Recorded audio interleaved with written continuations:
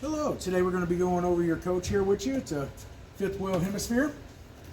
Basically, we're going to be starting right up front here in our front compartment area. You have an AGM style battery. They're a nice little upgraded battery for the solar panels. It does come with the option to install a second battery if you would desire.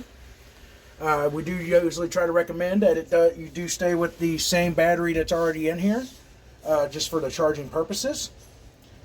We also got our spare tire here. And then you also can have storage up here as well. You do have a little light here, so if you needed to kind of see at night, a little switch underneath. These guys here on the sides are going to be for venting of the batteries. AGMs, you don't normally have to worry about the venting on those. It'd be the acid-based style batteries you would worry about. Alright, as we come around here to the side. Inside here is going to be two 30-pound propane tanks. This guy here is our regulator. It tells us what tank we're using with this little notch. As you see, it's green, so it tells us we have propane flow at this time. When the tanks get empty, this guy would turn to the red, showing that the tank was empty. All you would do then is just turn it to the other side. You can turn it off, and then you can take it out and go get it refilled. This guy here goes on the top to help hold everything in place. Canisters are filled, minus what we use to test the system.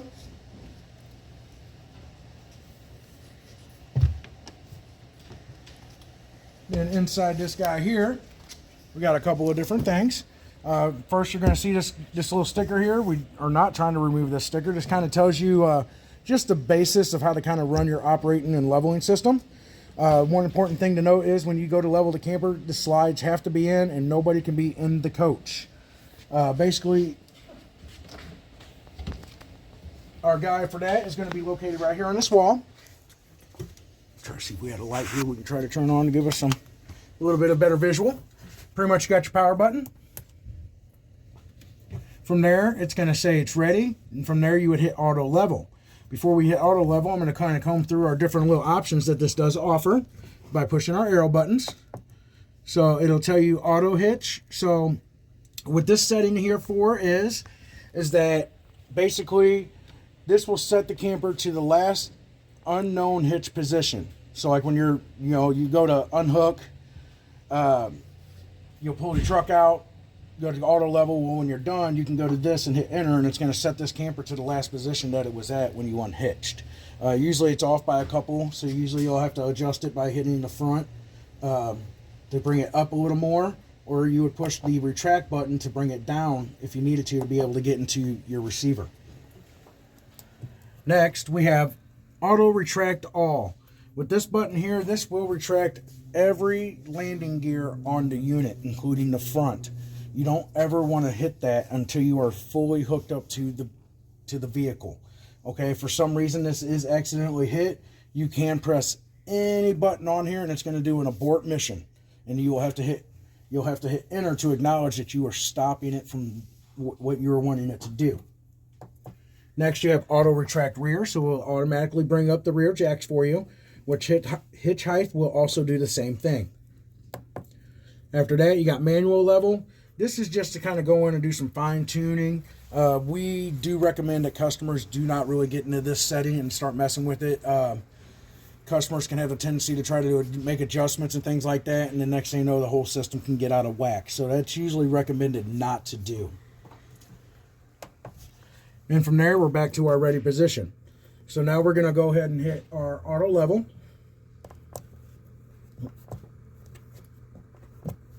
Come on.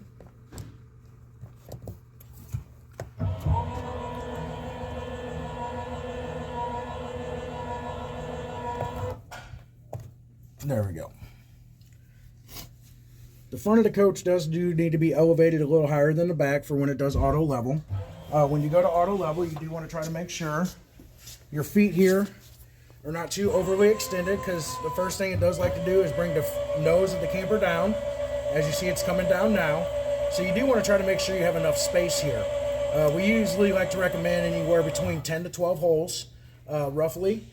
And another thing to kind of note is you want to try to have this one and these guys fairly distance-wise equal parts, So then that way one of these guys isn't taking more of the load than the other.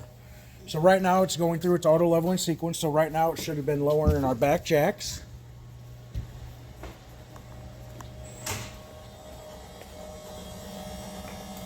So with the electronic leveling system, what this is going to do is it's going to lower the front first. From there, it will lower the back. Then it's going to do it's going to do a test around all those jacks first. And then after that, it will lower the middle ones as a stabilizer, or an additional stabilizer support in the middle. But these guys are always going to be the last. Depending on the elevation, sometimes you might have to put blocks underneath these guys, and I usually do like to recommend putting blocks underneath them just to kind of help with that. So right now it is going over to it is doing its leveling. So while it is doing that, we're going to go ahead and kind of talk about our little water station area here. Basically, up at the top, you have your black tank flush. Basically, this helps sprays out the black tank. I always recommend getting a black hose for the black tank. I do like to say use a pressure regulator on this as well. Too strong water pressure can damage the check valve that is on the back side of this. Next, you're going to have your city water hookup. Basically, you're going to have your pressure regulator on the water spigot, your options of an inline water filter, and then you would take your blue or white water drinking hose and connect it to here. From there, you'll turn it on. You'll be able to use the water inside the coach minus the hot water side until that tank has been filled. Over here on the other side is going to be the fresh water fill. Basically, this is just, pressure feeds to fill the tank. This guy here is going to be the bypass valve for the water heater, as right now it is in the bypass position because the coach has been blown out and has antifreeze in the P-traps of the unit. This here, you would hit this valve here to bypass the water heater, or I'm sorry, not the water heater, the fresh water tank. That's basically going to be used for this, so whenever you go to winterize your coach, it's not trying to pull water from the fresh tank, it'll be pulling it from here. And then you do got your outside shower, the options of hot and cold water. Down here, we're going to have our cable and satellite hookups. One of these is going to be for the bedroom, and then one will be for the living room.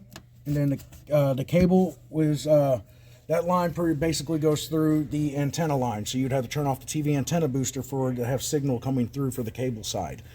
I will show you where that is located inside. We do have the 50 amp power cord.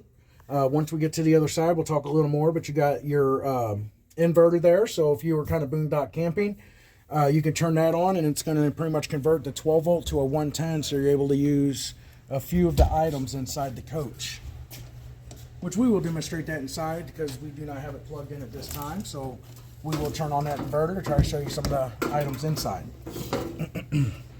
So next here is going to be our water heater. I believe this is the 10 gallon or 12. Let's see, 10 US gallons. This guy here is going to be your NO rod. As you see, it starts out the size of a dime and will actually works itself down to a size of like a coat hanger. What this is doing is it's tracking the impurities in the water so it erodes at this and not your tank. The tank is a steel tank. Whenever you're done camping, you always do want to try to get all the water out of the camper so you don't get that leftover stagnant water that can potentially start smelling like rotten eggs, things along that nature. You would open this guy here to relieve pressure, and then you would take this guy out. This is a 1 1/16 socket. This does have the options for gas or electric. For the electric option, it's going to be located down here at the bottom. As you see, it is off. You would just turn it on for the electric side. Always make sure there is water in the unit before you turn that on.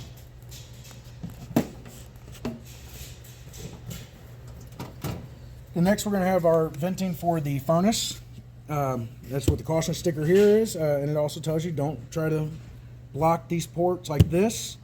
We do recommend usually getting like mud dauber screens to kind of go over these to keep the wasps and mud daubers out of there. Down below is going to be where our dump valves are. So basically you have your black, which right now that is pushed out to drain, push it in, and then this is going to be our gray, push it in to close. Our dumping is going to be located right over here.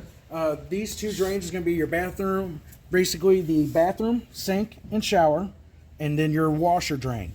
And then you got your black tank, it's just the toilet. Then you would have your sewer hose that would connect to here, and then into the ground, or into the the sewer. Then you got this valve here. This one is going to be for your kitchen sink, which we're going to go ahead and close that guy off. Put this guy on. This twists and locks. It should always be on during travel. Alright. As you see here, it's labeled as our fresh water drain. That guy is going to be located right here. Pretty much right now it is open to drain the fresh water out of there because we do test our systems. But basically that would be the closed position, and you want that in that position when you go to fill to use the fresh water tank.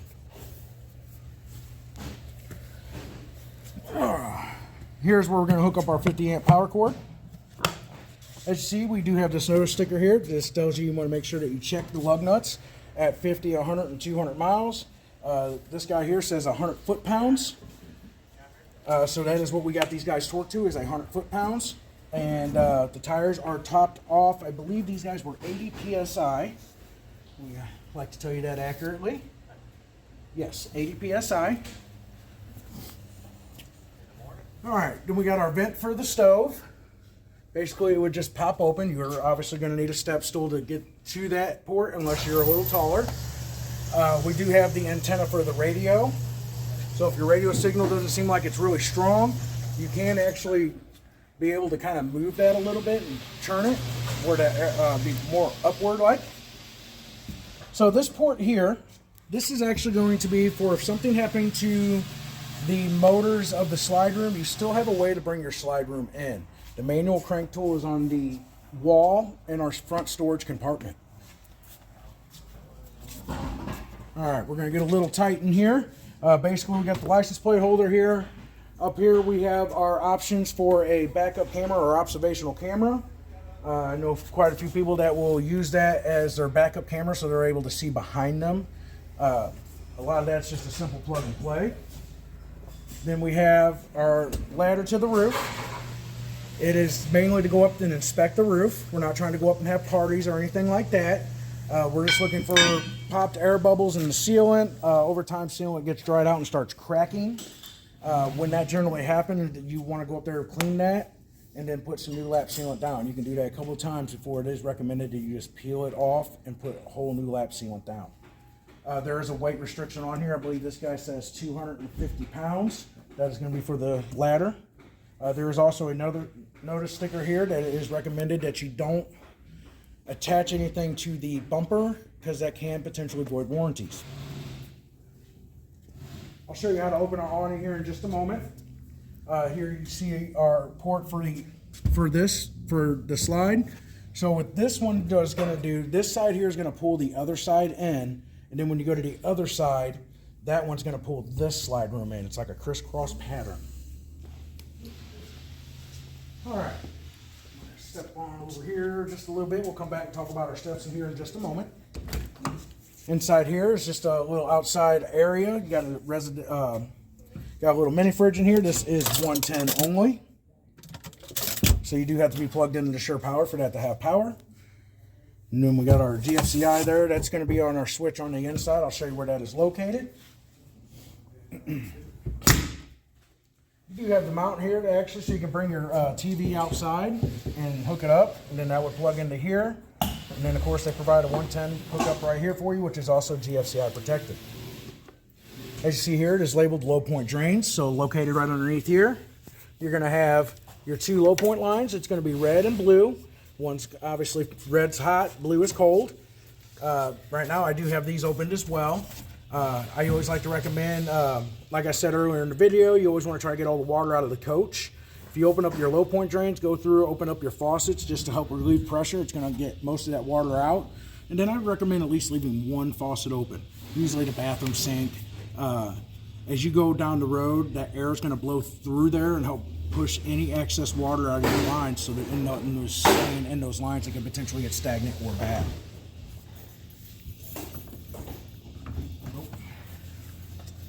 I got this guy locked. We will come back to this here briefly, and I will show you guys here mainly on the other side what's on this side here. We have basically the solar panel hookup, our the inverter, and our battery disconnect.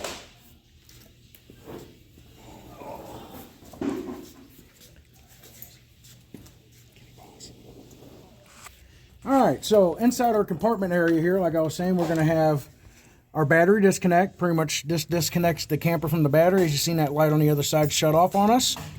It just so if a light was accidentally left on, it wouldn't potentially drain the battery, although you do have the solar right here that would actually help charge the panels for you, as long as the solar panels are not being blocked by like a carport or something along those lines.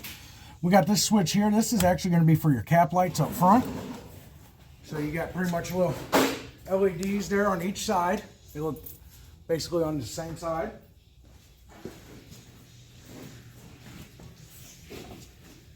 And then we have our inverter. Basically, you got a power button right here that you would push.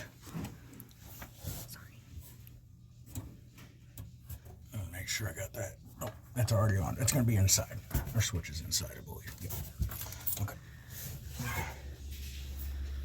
So when we come back to our entry door area here, pretty much that is going to be your purple key for both the handle, for your door handle lock, and then your deadbolt lock, which is right there on the side. This little guy here. You do have a couple other keys. This black key here is basically going to be for the compartment doors here. And then you have the 751 key. It's going to be for the front. And then we have a 001 key. This is, I think, only used on one lock that was on this unit. I believe it was on the other side. All right, our steps. So for our steps, you always do have to make sure the door is fully open whenever you go to put them up or bring them down.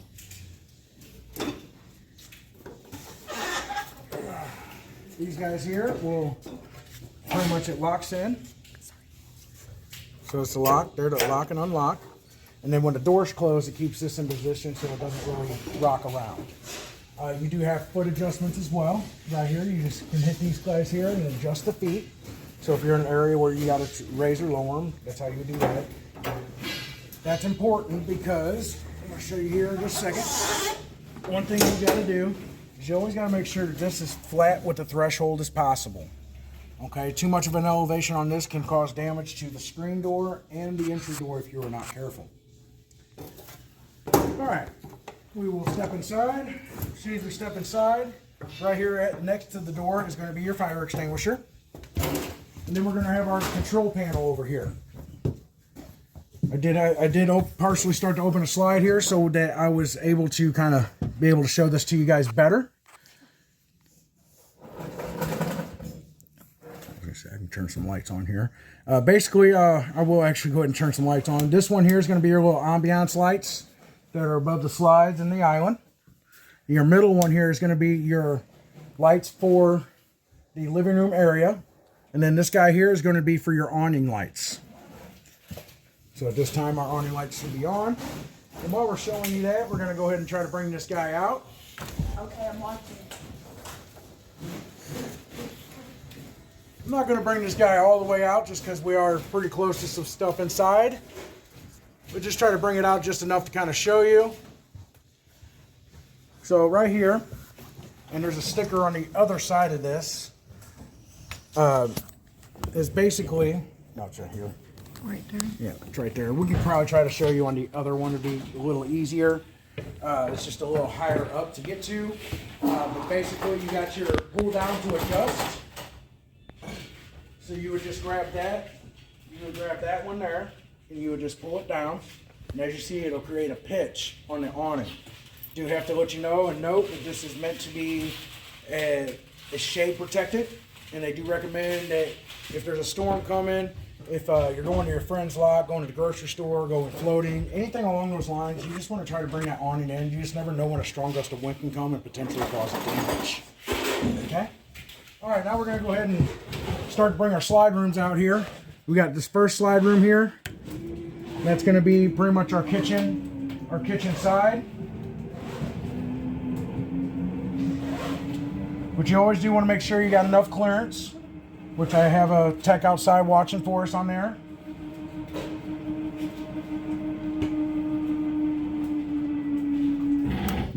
You hear that clicking, you want to stop.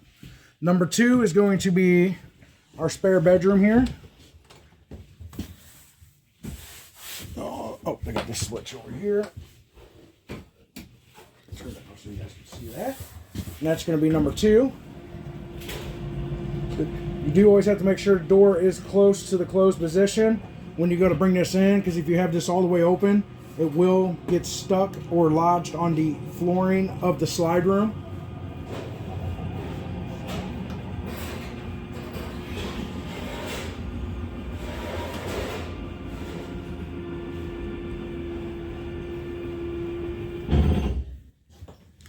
And then 3 is going to be this guy right here, pretty much our dinette area and recliner seat area.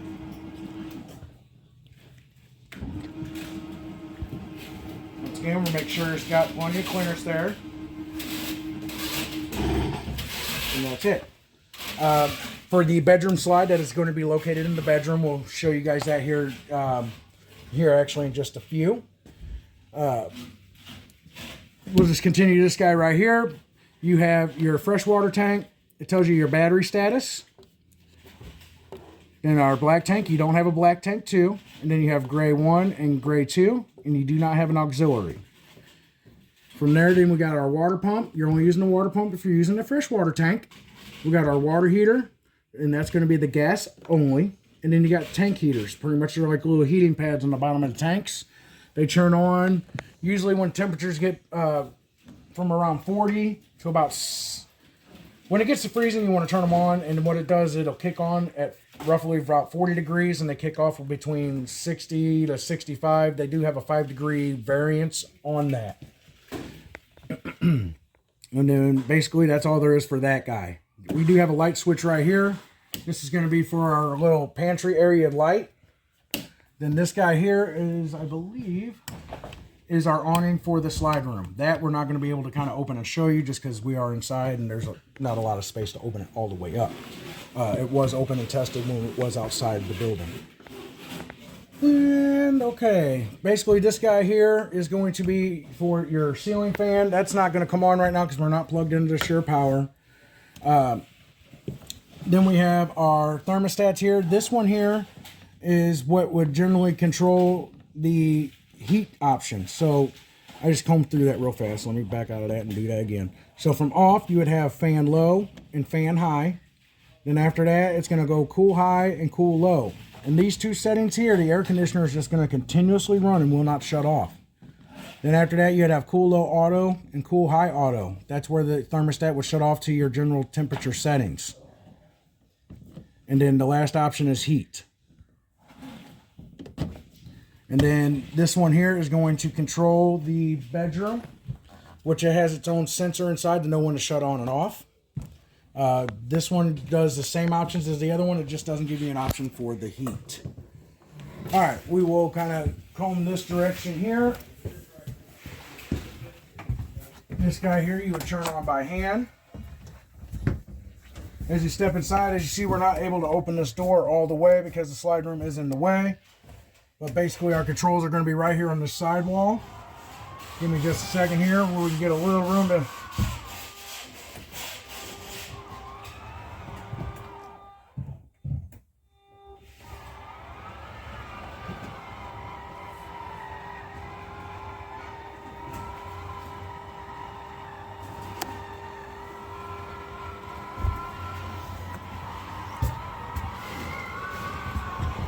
So you got your light switch and then your switch for this, for the room. As you see, that guy is seeming a little sluggish. That is because we're not plugged in.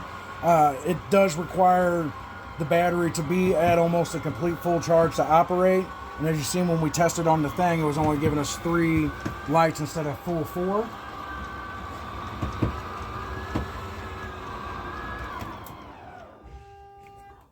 Basically, it'll kind of make that hum noise, and it does stop on its own. With the Swintech style, we do recommend that you would always hold that button for an additional 3 to 5 seconds once it's been all the way in or all the way out, so that if the room kind of came off balance a little bit as it was coming in, it will suck that other side in or all the way out when it is done. We do got TV that customer supplied to install in here. As you see, our TV backer is located way down here. If I was trying to mount that right here, we wouldn't be able to honestly probably put the TV on the wall. Nice thing is it's a solid It's solid all the way through on this. They put a nice chunk of wood in there. We got our drawers down here. On the side here is 110 hookup and a USB hookup for like charging phones. We got our shades. And this here, as you see, is a fire exit window. I do always recommend feet first, unless you're a good tumbler. And then by all means, you can dive out and tuck and roll. Inside this guy here is going to be basically where you would install a stackable washer and dryer. It does have a light here so you can kind of see if it's not in there. This is prepped for Wi-Fi as well here. And then that's going to be your hookups for the washer. It does kind of come with the coat rack here. You got your hanger here if you put a washer and dryer in. That you will have to take this out. You also got a light up here as well. And then you got like a little shoe rack here. We can slide this guy over here. As you see, it is locked at this time. These guys should always be locked during travel. But then you got your other closet area space here. Nice little shoe rack. Right underneath here is going to be another 110 hookup and a USB hookup for being able to charge phones.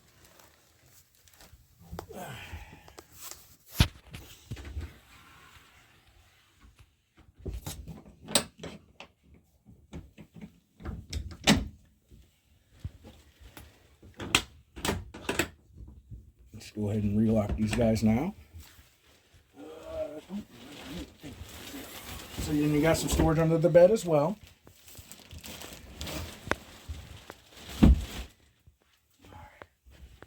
Next we will step into the bathroom area here. So you got your light switch. You got your control panel to turn the fan on and off. This here is what shuts it and opens and closes, because it is just completely open and it has a cover over it already. So to shut it off from the, pretty much that's how you would close it. This is where our GFCI is located. So if outlets are not working, come in here and make sure one of these guys haven't been tripped. We've got our medicine cabinet, our sink. We got storage underneath. Our toilet paper holder. We got our shower area here. So I'm actually going to release this one here real quick. And I'm just going to be able to bring this to the other side so you guys are able to see what I just did. But basically, this is going to be your lock that has to be locked in during travel. Pretty much it just holds the glasses in place so they ain't sliding all over the place. To open them, as you see, you just push that back and lift up. This is the same mechanism on the inside as well.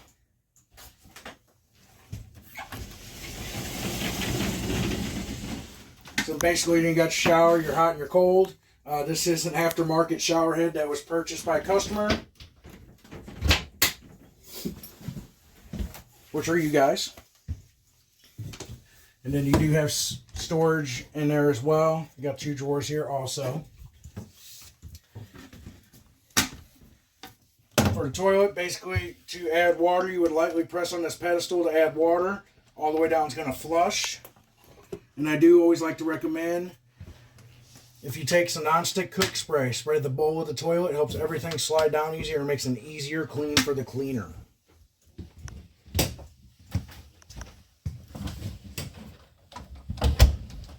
And up here, we just got our little bunk area. The only thing that's really up there that would really have to show you, there is a 110 outlet located up there. But then you got your light here. But it's going to be located on this back wall over here is a 110 outlet.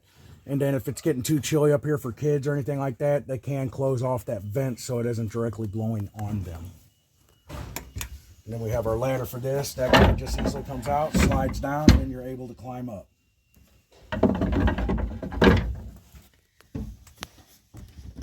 Alright. And then we're going to step here in the bedroom area. Our other bedroom.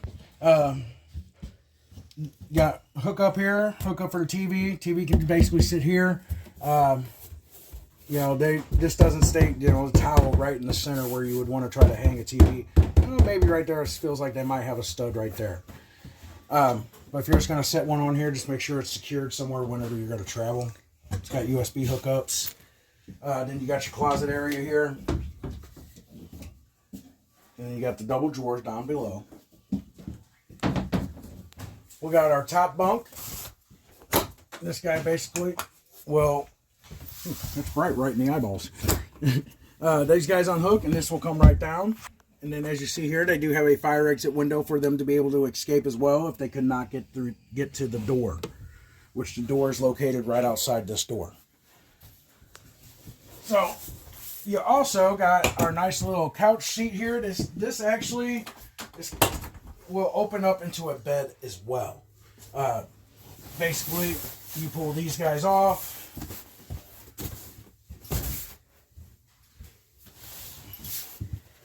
And this can be meant for multiple different things. So if you had animals and crates, stuff like that, you can actually pull this out, and then you can set some crates in here as well. But basically, this guy just flips over, and then these guys will go back against the wall, and then there's our bed. Actually looks pretty nice and cozy. Feels a little comfortable.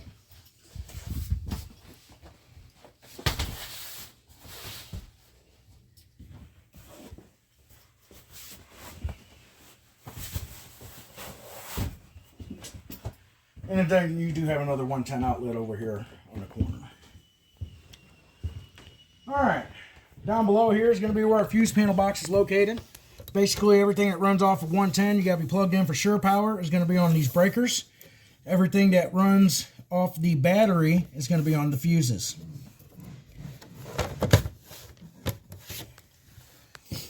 Alright, next we got our little pantry closet area here. And this is actually considered to be a motion sensor light. On the back side, there's a 1 hash mark and a 2 hash mark. Basically, it will click on and off as soon as someone walks by here or if the door's open. You do got storage up above as well, and a drawer down below here. These are magnetic. Help keep them in place during travel. Next, we got our fridge. This is considered to be a residential style fridge. So, as you see, we ain't got no power to it right now, so you would have to be plugged in for it to have power. But you got the fridge side here, pretty much soda, wine, anything along on the other side. And then these guys down here are going to be your freezer.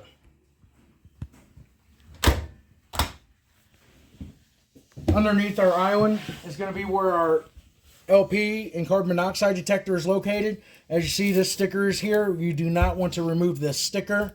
It just kind of tells you that you want to check.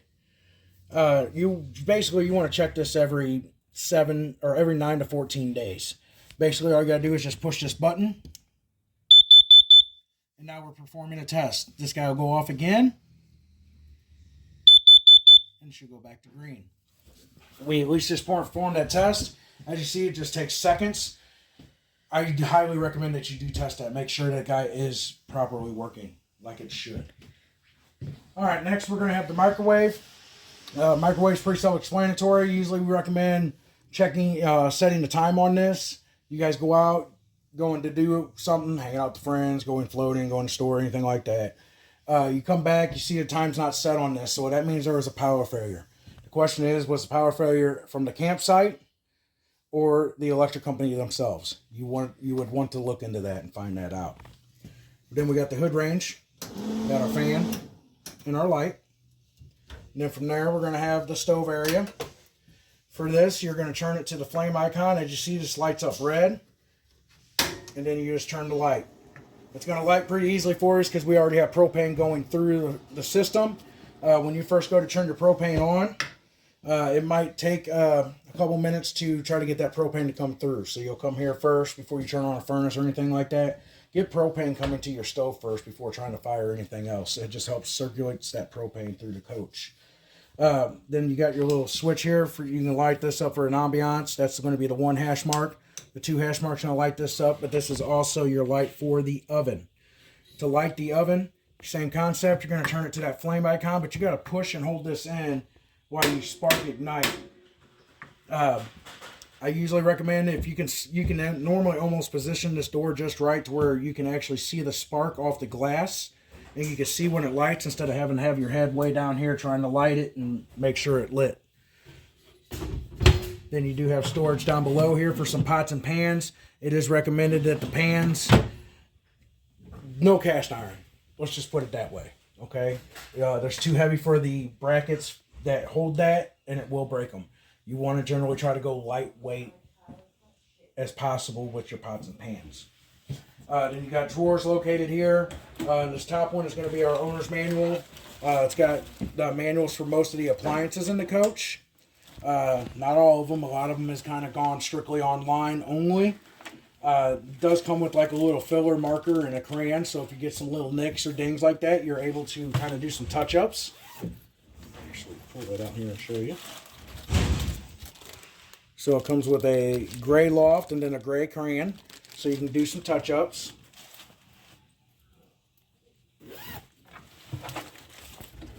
That will be staying located right inside this drawer here. Then you do also have pretty much, you're underneath the sink area. And then storage there as well. So we got the TV. Not plugged in. The TV was tested and worked outside. The thing of it is, in our building, it's pretty much all metal. So like even right now, if I go to turn on our radio, this is the station that's literally right down the road from us. As you see, we're not getting no signal very well in it. But these items are tested and to make sure that they do properly work for you. You do also have your fireplace. All right. So I just went ahead and got it plugged in real quick so I can kind of show you some of the electrical appliances here. You got this guy here is going to be for your fireplace. Pretty much turn it on. You are able to change the color of the rocks, the color of the flames, and then you can adjust the temperature. You have low, so down there it will say low, high, and then F1 is just that ambiance look. So if you just want to have just that ambiance look, you can have that. This remote here is going to be for our radio / DVD player. And then our TV remote, which is a smart TV. Like I said, though, we're inside our building right now just because of the cold temperatures. We're not going to probably it's not going to pick up any channels wise. I just want to at least show you and see that it is working, and we do test them. It is a smart TV, so you are able to connect it to internet, have Netflix, YouTube. You're able to probably get a couple of other items as well. It is an Android style smart TV. And let's see here. Give it a second to do what it's due. For a smart TV, it don't go very fast. Basically from here, like I was saying, you can choose some other apps. You got the Netflix, you have Vudu. Right here is live TV, so pretty much it picked up channels that we scanned for. I believe it picked up 44 channels from the St. Louis area. If you guys are in a different location, you're obviously going to have to scan 4 channels. You would choose the live TV.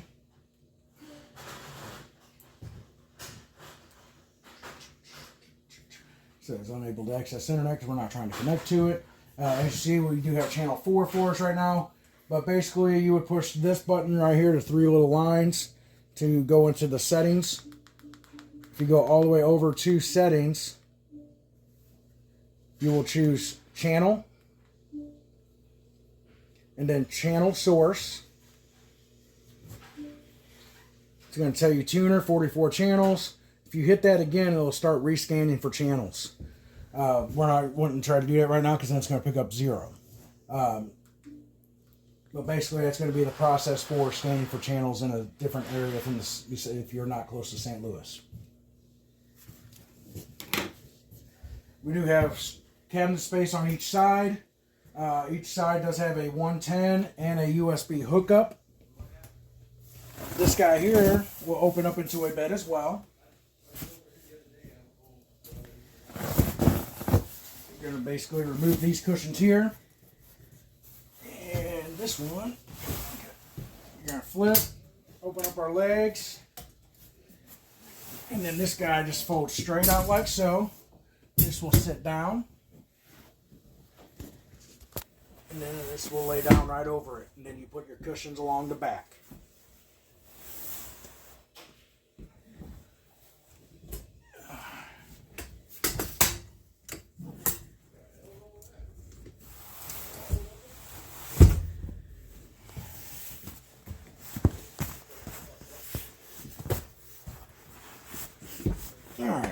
The next, we're going to have our recliner area. With these guys, they have right here on the... They have little light hookups here.